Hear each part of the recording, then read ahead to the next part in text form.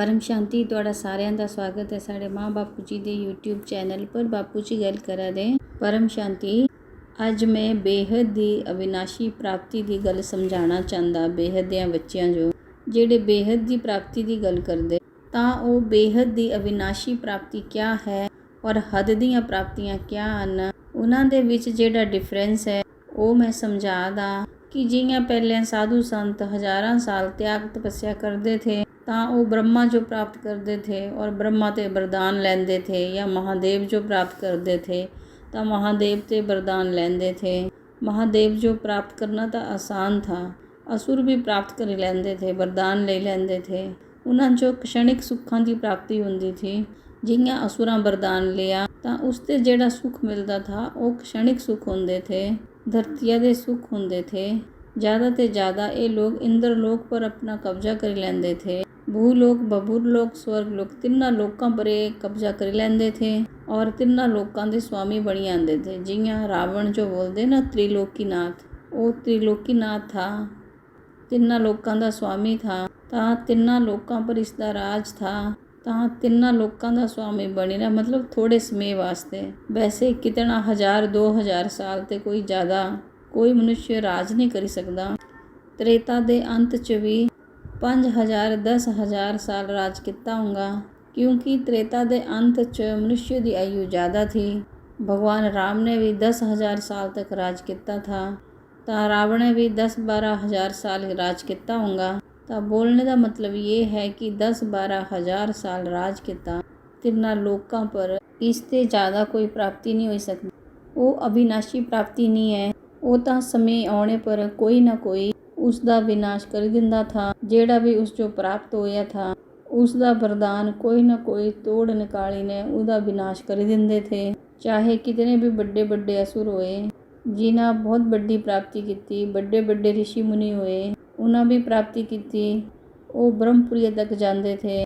ब्रह्मपुरी प्राप्त करी के ज़्यादा से ज़्यादा वो विष्णु की तपस्या करते थे तो विष्णुपुरी जाते थे, शिव की तपस्या करते थे तो शिवपुरी तक चले जाते थे।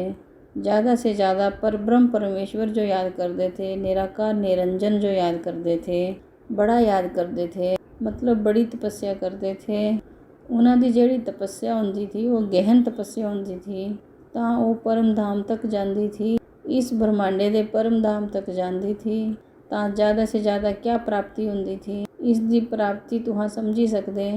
ज़्यादा से ज़्यादा इस ब्रह्मांड की आयु तक रही ने। ब्रह्मांड की आयु कितनी है? महाशिव की एक पल ब्रह्मा का 100 साल है। तो जिस टाइम कई लोगों का अर्ध प्रलेच विनाश होता था, फिर प्रलेच, फिर कल्प प्रलेच, तो फिर महाकल्प प्रलेच, तो पूरे ब्रह्मांडे जो शिव सूर्य प्रवेश करीने महाकल्प प्रलय कर देंदे थे। महाकल्प प्रलेच तो कोई भी आत्मा बचती नहीं थी। ब्रह्मांड दियाँ सारियाँ आत्मा जितनी भी शिव जी ने रचना करवाई थी, ब्रह्मा द्वारा जेड़ा सर्जन करवाया था, वो उसी टाइम पर हर कोई आत्मा काल अग्नि च समेत या अग्निया ने जली ने भस्म हो जाती थी। आत्मा की लिमिट ब्रह्मा का 100 साल होंदी थी, और ब्रह्मा के 100 साल बराबर तुसां दा जानदे हन। ब्रह्मा का एक दिन बराबर एक कल्प, और एक कल्प बराबर 1000 चतुर्युग। तो ये सब तुसां जानदे हन। तो 1000 चतुर्युग मतलब 4 युग, सतयुग, त्रेता, द्वापर और कलयुग। तो ये वैसे तो महाशिव वास्ते एक कल्प मतलब एक पल, क्योंकि शास्त्रां च भी लिखिया प्रतिपल अनंता अनंत ब्रह्मांड बनदे और बिगड़दे। तां ये साधु संत भी 1000 साल तपस्या करते थे, तां फिर महाशिव की एक पल बराबर प्राप्ति होंदी थी। उससे ज़्यादा प्राप्ति कोई कर ही नहीं सकता था। ज़्यादा ते ज़्यादा आत्मा महाब्रह्मांड दे आई हो तां वो महाकल्प प्रलय च बची आंदी थी, फिर ही वो ऊपर चली आंदी थी। फिर ही महाकाल प्रलय च भी अनंत कोटि ब्रह्मांडा दा जिस टाइम महाकाल प्रलय होंदा था, उस टाइम महाशिव महाकाल बने अनंत कोटि ब्रह्मांडा जो अपने रोमे रोमे समाई लेंदे थे। पूरी गैलेक्सी मतलब आकाश गंगा का भी प्रलय होंदा था, महाकाल प्रलय। तां वो भी क्या उस टाइम सुख पाते थे, इससे ज़्यादा तो नहीं करी पाते थे। पर इत्थी तो बेहद की अविनाशी प्राप्ति, इसा दा कदी भी विनाश नहीं होना।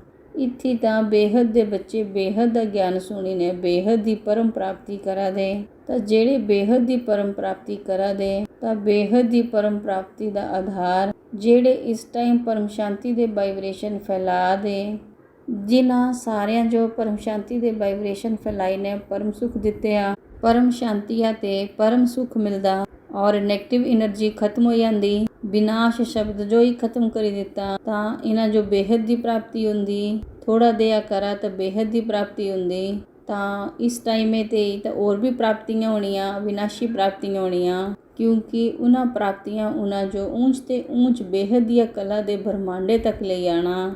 ਜਿਸ ਟਾਈਮ ਊਂਚ ਤੇ ਊਂਚ ਬੇਹਦ ਦੀ ਕਲਾ ਤੱਕ ਜਾਣਾ ਤਾਂ ਉੱਥੇ ਤੁਹਾਨੂੰ ਜੋ ਹੋਰ ਵੀ એનર્ਜੀ ਮਿਲਣੀ। ਆਤਮਾ ਜਿਤਨੀ ਚਾਹੇ ਉਤਨੀ એનર્ਜੀ ਲੈ ਸਕਦੀ, ਚਾਹੇ 108 ਵਾਲੀ ਹੈ, ਚਾਹੇ 1008 ਵਾਲੀ ਹੈ, ਚਾਹੇ 16000 ਵਾਲੀ ਹੈ, ਚਾਹੇ 9 ਲੱਖ ਵਾਲੀ ਹੈ। ਸਾਰਿਆਂ ਜੋ એનર્ਜੀ ਵੀ ਮਿਲਣੀ ਔਰ ਪਾਵਰ ਵੀ ਮਿਲਣੀ ਤਾਂ ਉਹ ਕੁਤੀ ਤੱਕ ਜਾਈ ਸਕਦੀ। ਔਰ ਉਹ ਅਵਿਨਾਸ਼ੀ ਪ੍ਰਾਪਤੀ ਇਤਨੀ ਹੋਣੀ ਕਿ ਉੱਥੇ ਜਾਣੇ ਦੇ ਬਾਅਦ ਬਹੁਤ ਵੱਡੀ ਵੈਲਿਊ ਹੋਣੀ। ਇਹਨਾਂ ਆਤਮਾ ਦੀ ਬਹੁਤ ਵੱਡੀ ਵੈਲਿਊ ਹੋਣੀ, ਉਹਨਾਂ ਦਾ ਬਹੁਤ ਵੱਡਾ ਰਿਸਪੈਕਟ ਹੋਣਾ। ਜਿਵੇਂ ਇੱਥੋਂ ਪੂਜਾ ਹੁੰਦੀ ਉਈਆਂ ਉਹਨਾਂ ਦੀ ਰਿਸਪੈਕਟ ਹੋਣੀ। ਬੇਹਦ ਦੀਆਂ ਕਲਾ ਦੀਆਂ ਬ੍ਰਹਮਾਂਡਾਂ ਵਾਲਿਆਂ ਉਹਨਾਂ ਸਾਰਿਆਂ ਲੋਕਾਂ ਕਰਨੀ। ਉਹ ਅਵਿਨਾਸ਼ੀ ਹਮੇਸ਼ਾ ਤੱਕ ਰਹਿਣੀ, ਉੱਥੇ ਵਿਨਾਸ਼ ਨਹੀਂ ਹੁੰਦਾ। ਜਿਵੇਂ ਸਾਡਾ ਮਲਟੀਵਰਸ ਹੈ, 100 ਕਲਾ ਦਾ ਬ੍ਰਹਮਾਂਡ ਹੈ, ਦੂਜਿਆਂ ਮਲਟੀਵਰਸਾਂ 'ਚ ਤਾਂ ਵਿਨਾਸ਼ ਨਹੀਂ ਹੁੰਦਾ। ਸਾਡੇ ਮਲਟੀਵਰਸ 'ਚ ਹੀ ਇਹ ਸਥੂਲ ਤੱਤਵ ਭਰੇ ਹਨ। ਜਿੱਥੇ ਸਥੂਲ ਤੱਤਵ ਹਨ ਉੱਥੇ ਵਿਨਾਸ਼ ਹੁੰਦਾ। ਤਾਂ ਹੁਣ ਬੇਹਦ ਦੀ ਪ੍ਰਾਪਤੀ ਹੋਣੀ, ਅਵਿਨਾਸ਼ੀ ਪ੍ਰਾਪਤੀ ਹੋਣੀ। ਉੱਥੇ ਨਾ ਤਾਂ ਦਿਨ ਹੈ ਨਾ ਤਾਂ ਰਾਤ ਹੈ। ਉੱਥੇ ਪਰਮ ਤੱਤਵਾਂ ਦੀ ਪਰਮ ਲਾਈਟ ਦੀ ਦੁਨੀਆ ਹੈ, ਹਾਈ ਕਲਾ ਦੀ ਪਰਮ ਲਾਈਟ ਹੈ, ਬੇਹਦ ਦੀ ਕਲਾ ਦੀ ਪਰਮ ਲਾਈਟ ਦੀ ਦੁਨੀਆ ਹੈ। ਉੱਥੇ ਵਿਨਾਸ਼ ਨਹੀਂ ਹੁੰਦਾ। ਵਿਨਾਸ਼ ਸ਼ਬਦ ਜਿਹਦੇ ਕੁਝ ਵੀ ਨਹੀਂ ਹੈ ਉੱਥੇ, ਇੱਥੋਂ ਦਾ ਉੱਥੇ ਕੁਝ ਵੀ ਨਹੀਂ ਹੈ। ਇਸ ਲਈ ਅਵਿਨਾਸ਼ੀ ਹਮੇਸ਼ਾ ਵਾਸਤੇ ਅਵਿਨਾਸ਼ੀ ਪ੍ਰਾਪਤੀ ਹੈ। ਅਵਿਨਾਸ਼ੀ ਅਮਰ ਲੋਕ ਹੈ। ਅਵਿਨਾਸ਼ੀ ਜਿਸ ਦਾ ਕਦੀ ਵਿਨਾਸ਼ ਨਹੀਂ ਹੁੰਦਾ ਉਹ ਦਇਆ ਅਮਰ ਲੋਕ ਹੈ। ਉਹ ਕਦੀ ਵੀ ਨਹੀਂ ਹੁੰਦਾ, ਕਦੀ ਵੀ ਕੁਤੀ ਵੀ ਨਹੀਂ। ਇਸ ਲਈ ਇਹ ਪ੍ਰਾਪਤੀ ਦਾ ਸਮੇਂ ਹੈ। ਇਸ ਲਈ ਮੈਂ ਬੇਹਦਿਆਂ ਬੱਚਿਆਂ ਜੋ ਸਮਝਾ ਦਾਂ ਕਿ ਸਮੇਂ ਜੋ ਸਫਲ ਕਰਾਂ।